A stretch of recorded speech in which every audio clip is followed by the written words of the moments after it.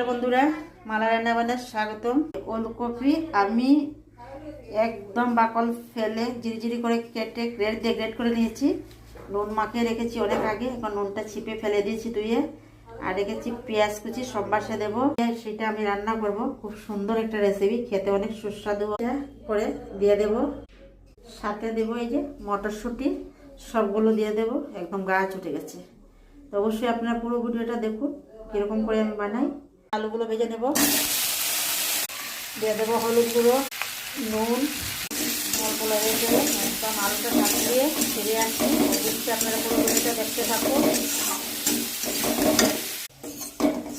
দেখুন ভাজা হয়ে গেছে, নামিয়ে নিচ্ছি।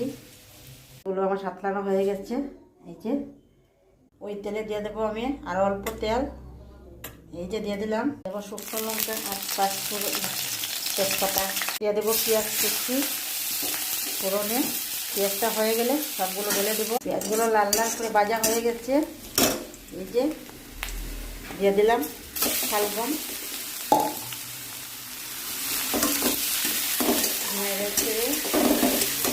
একসাথে দিয়ে দেবো আলু আর মটরশুঁটি।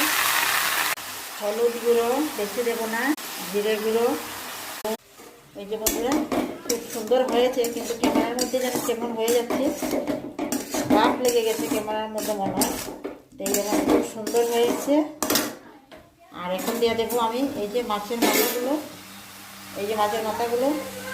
দিয়ে দেবো। সবগুলো দিয়ে দিলাম, দিয়ে এখন ভালো করে সাঁতলিয়ে নামিয়ে নেব। খুব সুন্দর লাগে খেতে, অবশ্যই আপনারা খেয়ে দেখবেন। খুব ভালো একটা রান্না। বাঁধাকপি দিলাম, শুধু বাঁধাকপির মতো নয়, মানে এটা যেমন শালগম বাঁধাকপির শাক যেরকম করে আর কি, এরকম খুব টেস্টি হয়। অল্প গরম মশলা দিলে তো কথা নয়, লাজটা খুব মজা লাগে। এই যে দেখুন হয়ে গেছে, এখন নামিয়ে নেব।